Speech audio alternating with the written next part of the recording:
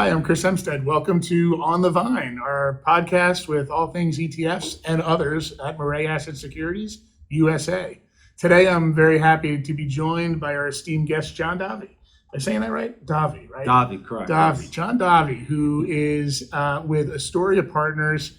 He has a long history with ETFs and other things that I'm going to delve into, but why don't you kick us off, John? You look much younger, I think, than you are based on your resume. So I'll just go ahead and ask you, what's your background? Because I know a little bit of inside baseball, so I'd love to hear it from you.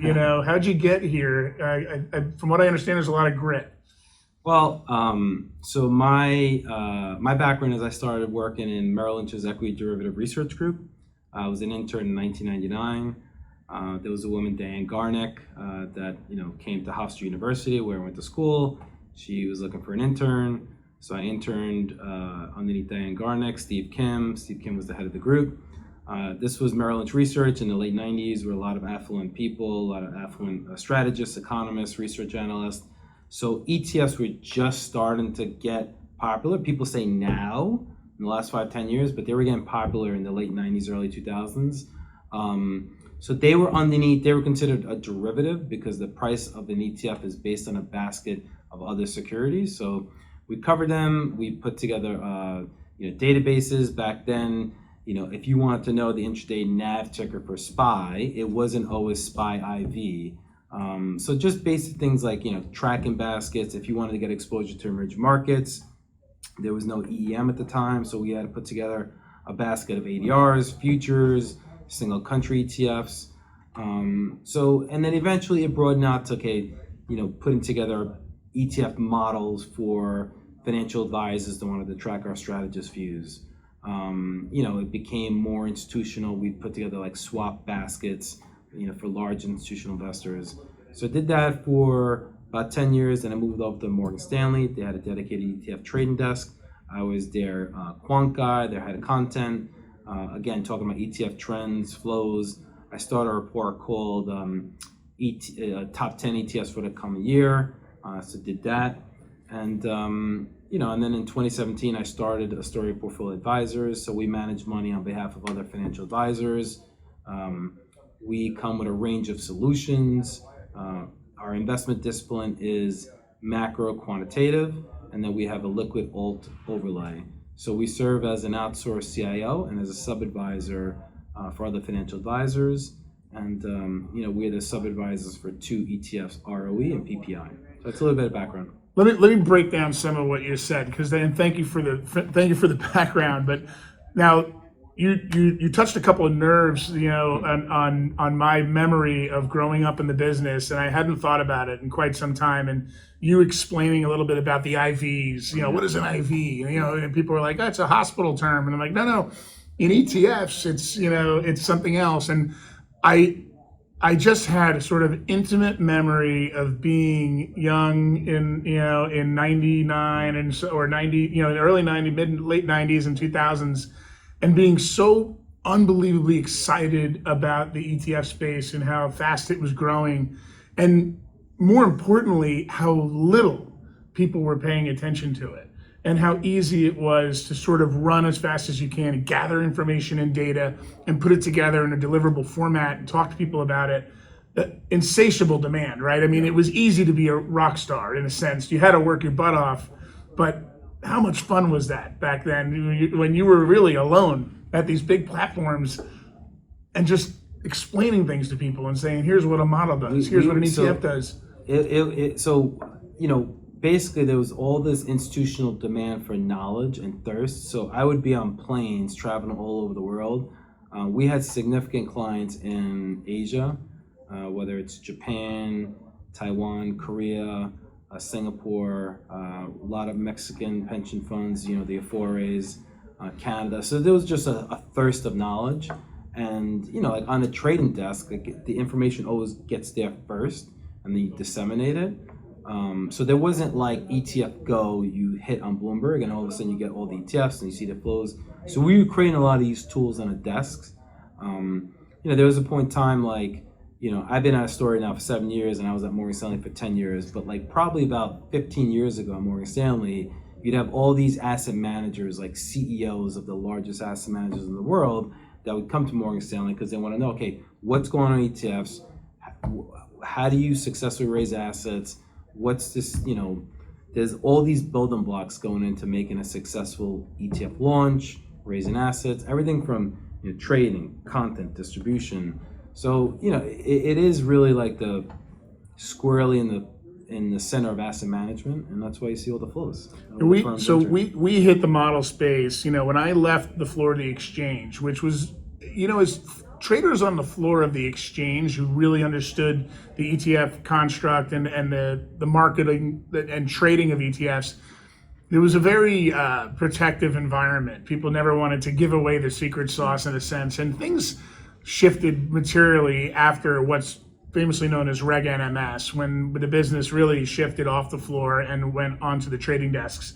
And that's where I think that thirst for knowledge really skyrocketed across major platforms and major trading desks. And I remember in one case for us, speaking of models, a particular model was going off, and the model had a relatively high concentration in a low number of ETFs. And the model was tracked by, a couple of $1 billion of assets that would follow this model in a small concentrated number of ETFs. And then there would be some SMAs that also followed this model. And when they would make a turn, when they would add a name or subtract a name, there would sometimes be significant impact in the sector.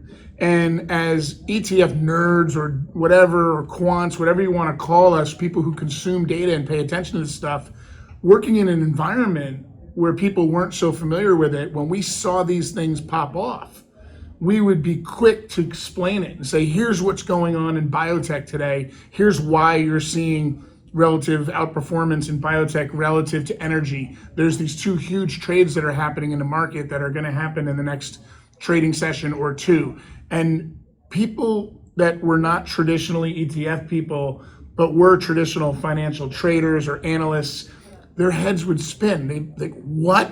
And their eyes would open up, right? They would say, oh my gosh, we need to pay attention to ETFs and models and things along those lines. So I'm glad you're in here, because I wanted to ask you deliberately about models. And as someone who has a memory of these models and what they can do in the market, I don't know how I would explain a model portfolio, whether it's an ETF portfolio or a model equity portfolio, to the family that I have at the Thanksgiving table when they ask what I do for a living, and then somehow that comes out of my mouth. Oh, there's models. And well, how do I get one? How do I call my advisor and ask them to find me a model that does X, Y, and Z? Or if I know the model's name, how do I tell my advisor to invest in it or not, or to get out of it? Like, how does that work in reality?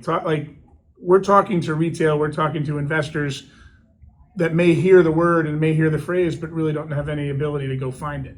Okay, so I'll take a stab at that. So the idea is that if you're a trader, for instance, and you just have a view, okay, I'm going to buy Baidu or Tencent, or if you're going to buy Google, just because you like the stock, you plan on earnings, that is what we would say like a trade, let's say.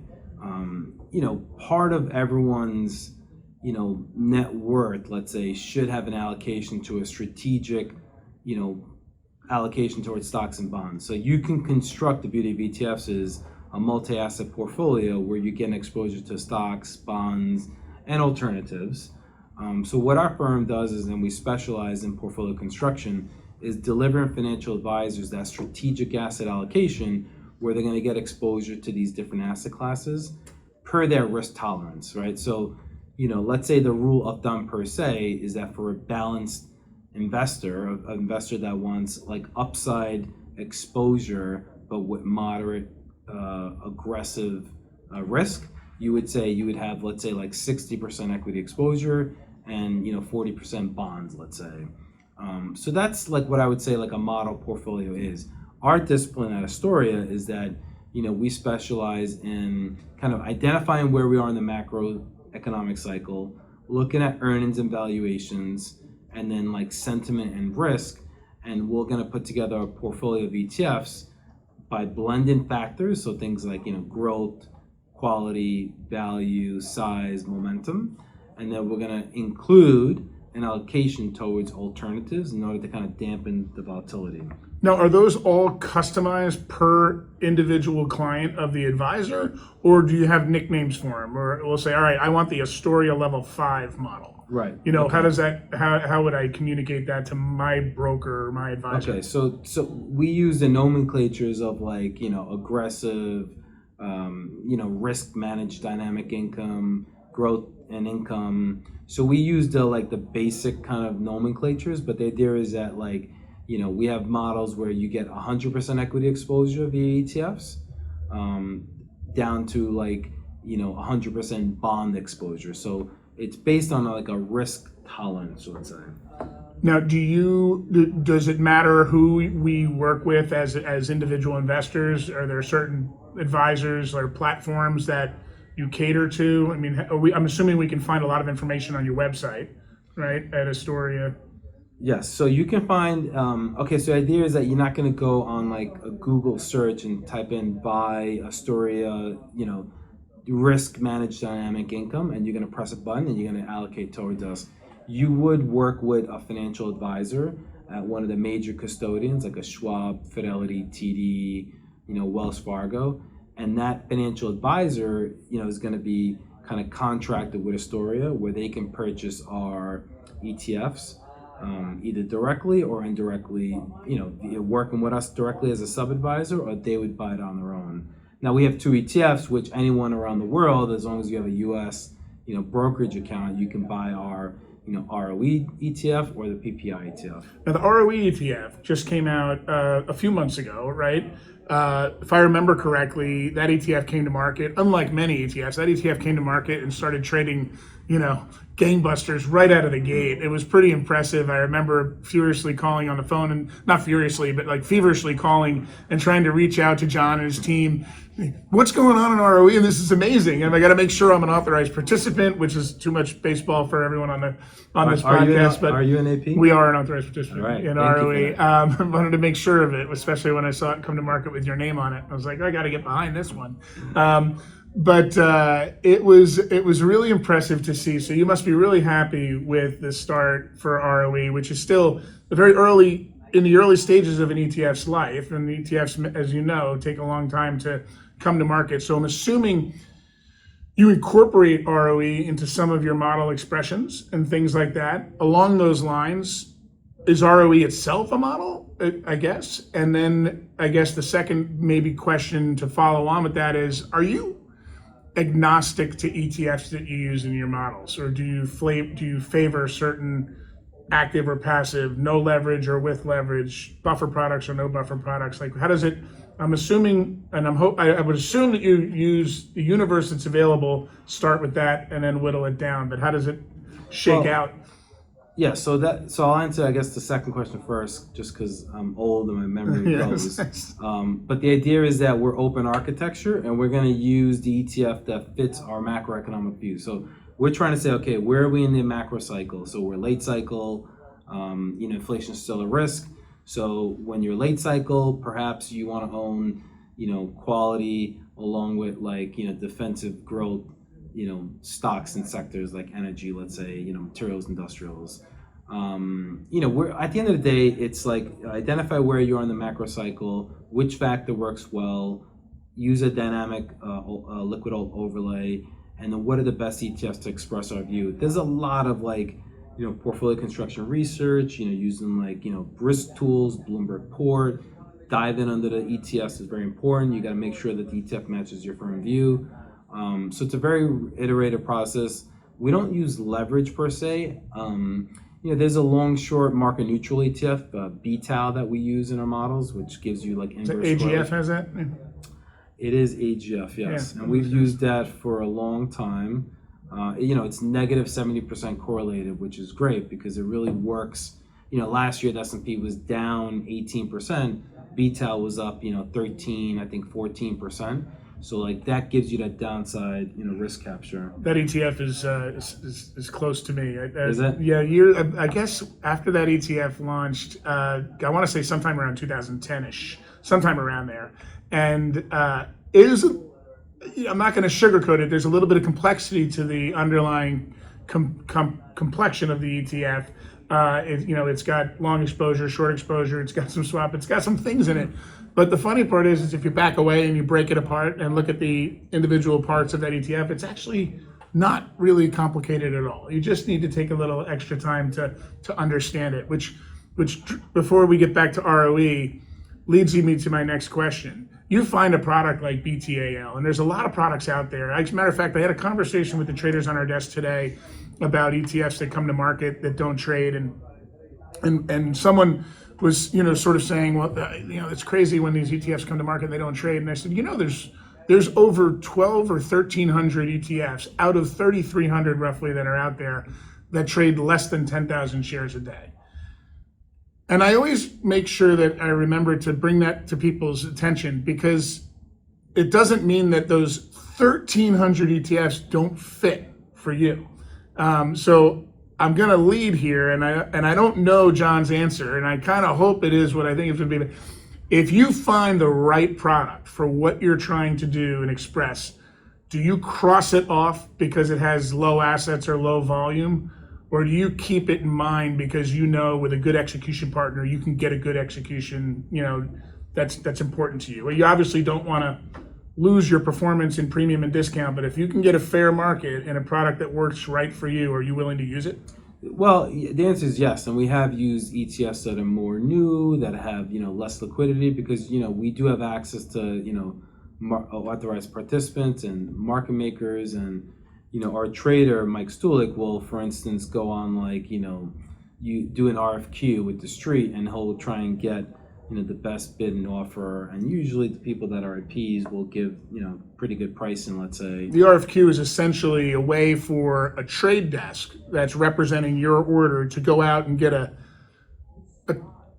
set of bids and offers from multiple participants on the street to sort of level set what the right price is. If you're familiar with using Amazon and you're not sure what you're going to have to pay for the Ring camera that you want to put outside your house, and you go on Amazon, you type in Ring camera, you might get 30 or 40 different vendors that have a price for the same exact camera. They might not always be exactly the same, and most people are going to go with the lowest price. And imagine if you did that on both sides of the market. What are you willing to buy? What are you willing to sell? That's what the RFQ is that his trader will be using. So it gives them the ability to really open up the universe of ETFs that they consider for their models, from a few hundred ETFs to a few thousand ETFs. Yeah, and I'm familiar in the sense that I sat on an ETF trading desk for 10 years as a strategist, quant guy, content guy, and yes, most of the liquidity is in just 50 ETFs, but there's thousands of them. But I would say that the ones that we've been part of launching, like the need to have specific tailored exposure is the reason why we work to launch these ETFs, whether it's PPI, ROE. They're not super liquid, but you can certainly access the liquidity of the underlying basket, which these stocks trade they're very liquid. So the idea is just do your research, figure out the macro view you have, what's the right tool, and don't let illiquidity hamper you, because ETFs have two sources of liquidity, right? You've got the primary market and the secondary market, and that's very, very important. I mean, that's what makes an ETF different from a stock. People think SPYs, Qs are stocks, but they're not, right? They're fungible with the underlying basket. So yeah, it really does. It gives flexibility to the people who have learned the trade, in a sense, to really use some really specific products. With that, let's finish off with ROE. Tell us about ROE. What made you launch your own product, or have your own product with your own name on it? Again, great success right out of the gates, very exciting.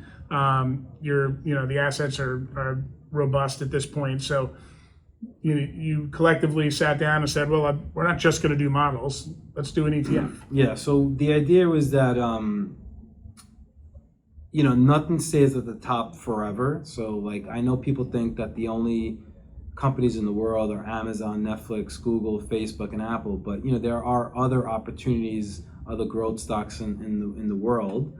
So we just got very concerned about the concentration risk that these stocks were given all the passive indices and in all the smart beta ETFs. So basically, smart beta ETFs are optimized against the index. So if the index has an outsized exposure to these 7 stocks, your smart beta ETF is going to have outsized exposure.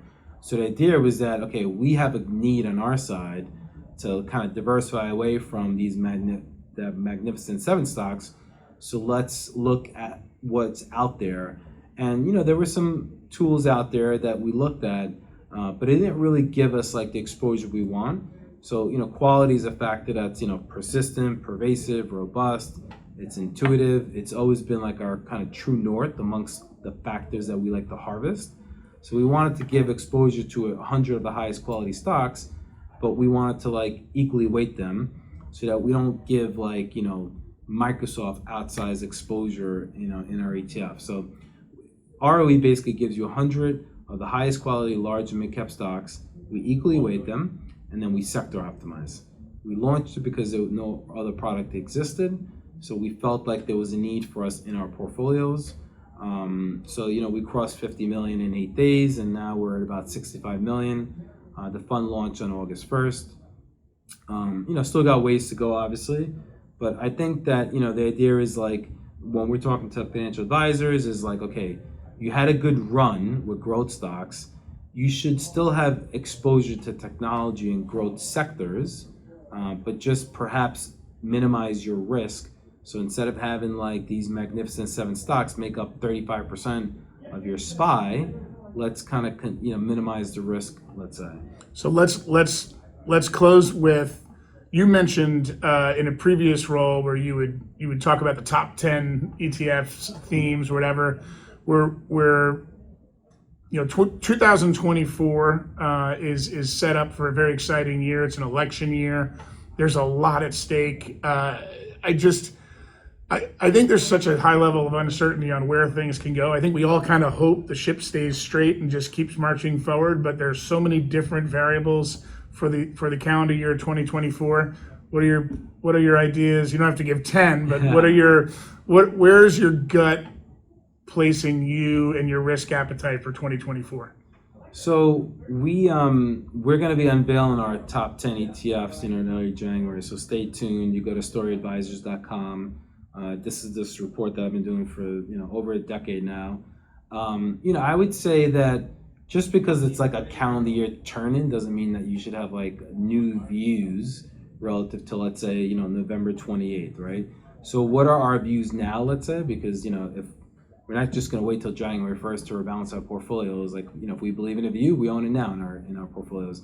So our portfolios right now are kind of barbelled, I would say, where we are preparing for a recession. It's going to happen, right? The yield curve is starting to uninvert. There's all these recession warnings out there. I don't think it's a DEFCON 5 recession where the S&P falls, 45% like it does on average, during a recession. In fact, I would argue that the stock market kind of had a recession already last year where the S&P fell, January through October. We had this 40% drawdown. So I think like the recession kind of has been rolling. It started with tech stocks last year, long dated bonds this year. We are, I would say, barbell in it in a sense that we own quality because that's the factor that we believe is persistent, pervasive, robust. We do have outsized exposure to inflation-linked assets. So the other ETF we sub-advise for is the Access Astoria inflation-sensitive ETF, ticker PPI. Where we own industrial stocks in that ETF. We own material stocks, energy stocks. We just have a view that inflation is going to be structurally higher for longer. That's been an out of consensus view for a couple of years now. I know that the consensus now is that inflation is now structurally going to be higher and an issue, but we had that view 2 years ago, which is why we partnered with Access to launch it. Our duration is kind of like barbelled in the sense that we own a lot of front end part of the curve, and then we have like some in like SPTL, which is kind of the back end, but our overall duration is, I would say, in line with the ag index, perhaps a little bit shorter. I think like you want to own alternatives, so things like gold, BTAL, GLDM, like these are tools that provide you low correlations. In the case of BTAL, it's outright inversely correlated. I think another big arching view we have is that, the bond market, the ag index is on par now for its third straight year of underperformance, negative total return. So I think bonds are still going to be structurally challenged, in a higher inflation world. I think it's very important to kind of equally weight, start to look overseas. That's a big theme for us, is like going into like international markets, whether it's HEDJ, DXJ, EWJ, IEUR. So I think you got to look at Europe and Japan for the most part, start to think about, emerging markets. It's funny, like the last 10 years have all been about one sector, right? Tech, US, and that's it. Yeah. And I just think that for the next 3 to 5 years, your portfolio has to be structured to look beyond that.